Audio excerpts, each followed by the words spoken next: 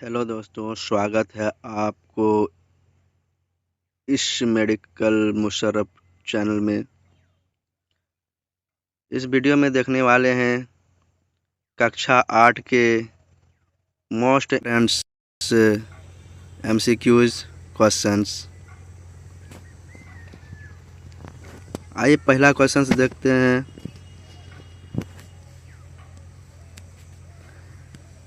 कहा गया पहला क्वेश्चन में निम्न में कौन सा जंतु जरायुज है। मतलब कौन सा जंतु सीधे बच्चे को जन्म देते हैं। ऑप्शन ए मनुष्य, ऑप्शन बी मुर्गी, ऑप्शन सी कौवा, ऑप्शन डी बतख। तो इनमें से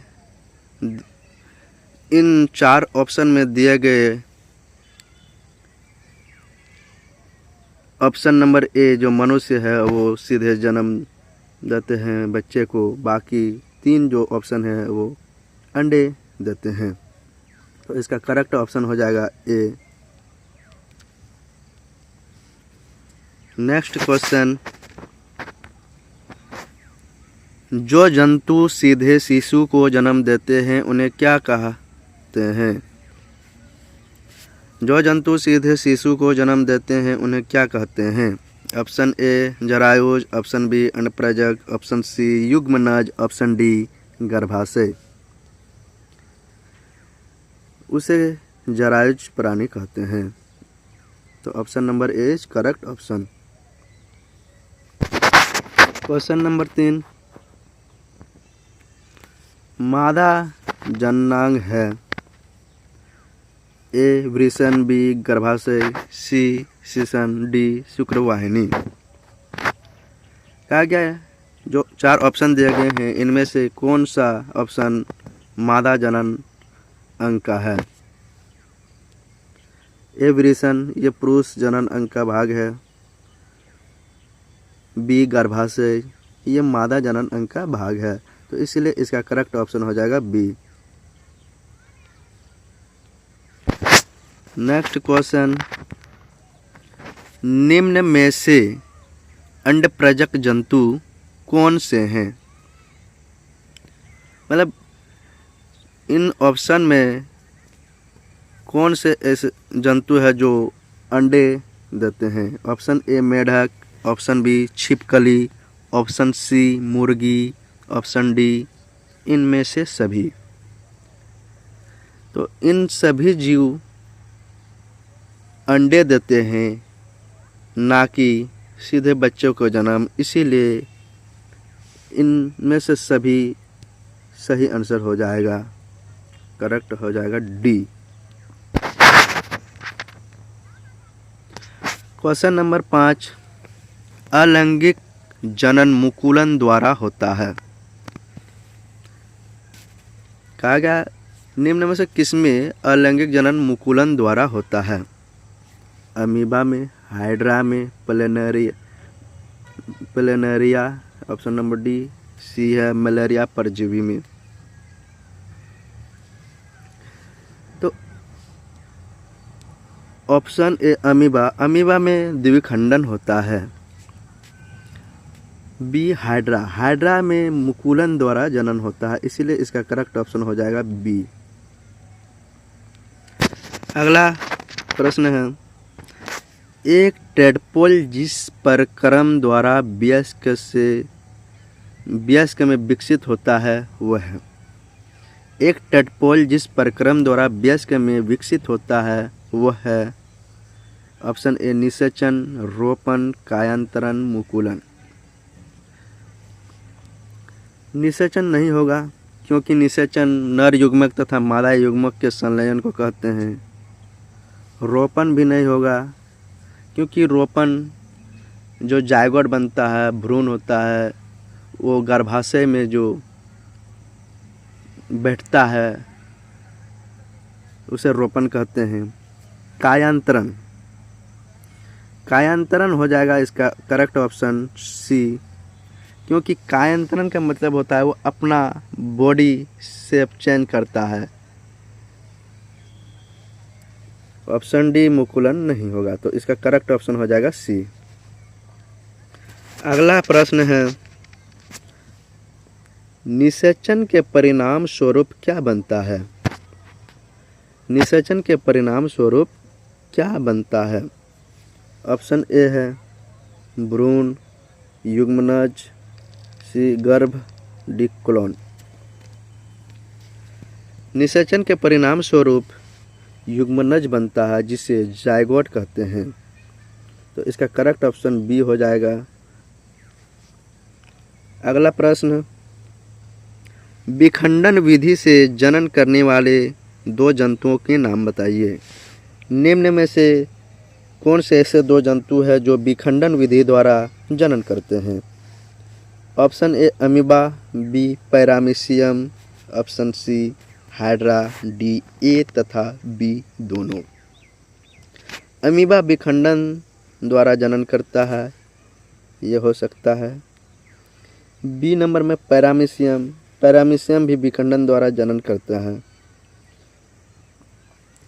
ऑप्शन सी हाइड्रा, हाइड्रा मुकुलन द्वारा जनन करता है, इसीलिए सी नहीं होगा और करेक्ट ऑप्शन हो जाएगा इसका डी अमीबा तथा पैरामीशियम। अगला प्रश्न है, वह प्रक्रिया जिसके द्वारा कोई जीव अपने जैसा नए जीव को जन्म देता है क्या कहलाती है? वो जीव जो अपने जैसा संतति को जन्म देता है उसको क्या कहते हैं? उसको ऑप्शन नंबर ए श्वसन, बी उत्सर्जन, सी जनन, डी परिसंचरण। तो इसका करेक्ट ऑप्शन हो जाएगा सी जनन। अगला प्रश्न है, मानव भ्रूण का रोपण कहाँ होता है? ऑप्शन ए गर्भाशय, बी अंडवाहिनी, सी अंडाशय में और डी वृषण में। तो इसका करेक्ट ऑप्शन हो जाएगा मानव भ्रूण का रोपण गर्भाशय में होता है। Option number A is correct है। अगला प्रश्न है दोस्त, जनन का वो प्रकार जिसमें केवल एक ही जीव भाग लेता है कहलाता है? जिसमें केवल एक ही जीव भाग लेता है जनन प्रक्रिया में, उसको कौन सा जनन कहते हैं? लैंगिक जनन, अलैंगिक जनन, निषेचन, प्रसव। तो उसको कहते हैं दोस्तों अलैंगिक जनन, असेक्सुअल रिप्रोडक्शन। इसीलिए करेक्ट ऑप्शन हो जाएगा बी। अगला प्रश्न देखते हैं, निम्न में से कौन सा मादा जनन अंग का भाग है? 4 ऑप्शन दिए गए हैं, इन 4 में से कौन सा मादा जनन अंग का भाग है? ए नंबर वृषण, सी शिशन, डी सी अंडवाहिनी, डी शुक्राणु नली। वृषण पुरुष जनन भाग है, शिशन पुरुष जनन अंग का भाग है, सी अंडवाहिनी मादा जनन अंग का भाग है और डी शुक्राणु नली ये पुरुष जनन अंग का भाग है। तो इसीलिए इसका करेक्ट ऑप्शन हो जाएगा सी।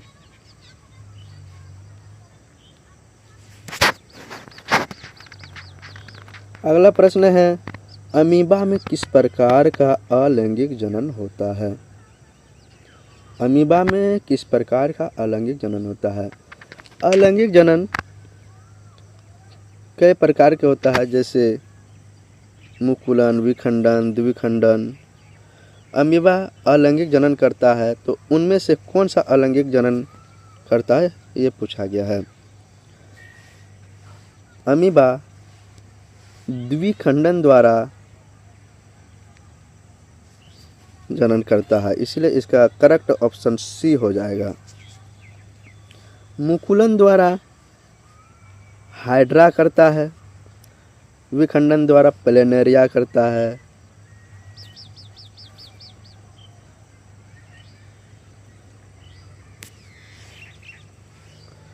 अगला प्रश्न क्या है, मेढक मछली तथा स्टार फिश में किस प्रकार का निषेचन होता है? मेढक मछली तथा स्टार फिश में किस प्रकार का निषेचन होता है?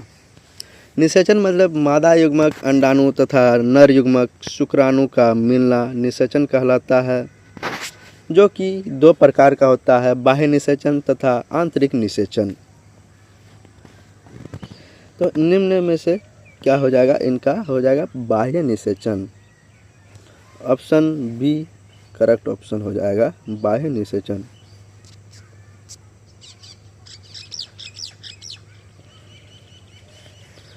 अब क्वेश्चन नंबर 15, जो कि आज का इस वीडियो का अंतिम क्वेश्चन है। लैंगिक जनन में कितने लिंगों की आवश्यकता होती है? मतलब जो लैंगिक जनन करता है उसमें कितने जनक भाग लेता है? Option A 1, B 2, C 3, D 4। लैंगिक जनन का मतलब होता है मादा युग्मक तथा नर युग्मक दोनों का मिलना। जब दो युग्मक मिलते हैं तभी लैंगिक जनन होता है, इसीलिए इसका करेक्ट ऑप्शन हो जाएगा ऑप्शन नंबर बी। दोस्तों, आशा करता हूँ कि यह वीडियो आपको अच्छा लगा होगा और कुछ सीखे होंगे। इसी तरह वीडियो पाने के लिए हमारे इस मेडिको मुशर्रफ चैनल को ज़रूर सब्सक्राइब करें और अपने दोस्तों को इस वीडियो को ज़रूर शेयर करें, ताकि वो भी इस प्रकार के अच्छे क्वेश्चंस देख सके और एग्ज़ाम्स में अच्छे से अच्छे अंक प्राप्त कर सकें। थैंक यू, धन्यवाद।